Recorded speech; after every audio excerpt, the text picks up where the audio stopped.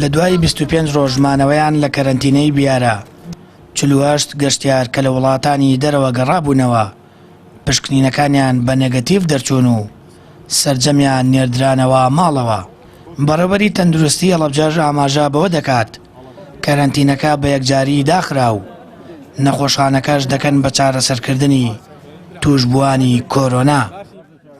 ئەوەی کە ئەم شەو ئێمە پێتان ڕاگەینین داخستنی کەرەنتینەی هەورامانە کە لە ئێستادا 48 کەرەنتینە کراوی تیا بوو پاژەوەی کەمێک پێش ئێستا لە تاقیگەکانی بەڕێوەبەرایەتی گشتی تەندروستی سلێمانیەوە بەسپاسەوە پێمان ڕاگەیەنرا کە سەرجەمیان پشکنینەکانیان نێگەتیڤە. چارەنووسی ئەم کەرەنتینەیە لە ئێستادا لەبەر زیادبوونی کەیسەکان لە هەڵەبجە کە لە ئێستادا 18 توشببوومان هەیە چارەنووسی ئەم کەرەنتینەیە ئەگۆڕین بە نەخۆشخانە.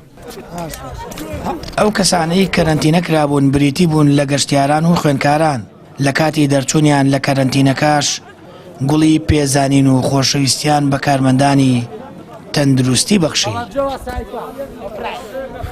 من لە 15 مانگەوە گەڕامەتەوە بۆ ئێرە تقریبان 22 ڕۆژە و زۆر خۆشحاڵم کە ئێستا گەڕێمەوە. شکر هەمومان سەلامەتین. سپاس بۆخواان دوای ئەم هەموو مدەیە کە لێرە بوون دوای هەموو چاوەڕانیە دوو تێستمان بۆ کراوە. تێستی یەکەم بە تەسحیەوەی کە ئەو برادەران لە هەڵەبجەوە هاتن پێنج نەخۆشیان تیا بوو مدەکەمان بۆ درێژ کرایەوە 5 ڕۆژیکە فەحسی دووەممان بۆ کراو لە هەردوو فەحسەکەیان نەتیجەمان پاک دەرچوو و خزمەتێکی باشکران لەلایەن برایانی تەندروستی و هەروەها برایانی ئاسایشەوە. لە دوای جێهێشتنی ئەو 48 وڵاتی کەرەنتینەی بیارە لە ئێستادا کەرەنتینە لە پارێزگاکەدا نەماوە. دوجار بە پاسی تایبەت بەدڵێکی پڕ لە هیوا و شادیەوە بەدەم پێکەنین و هەندێک جار گۆرانی وتن بۆ ناو خێزانەکانیان گەڕێنرانەوە.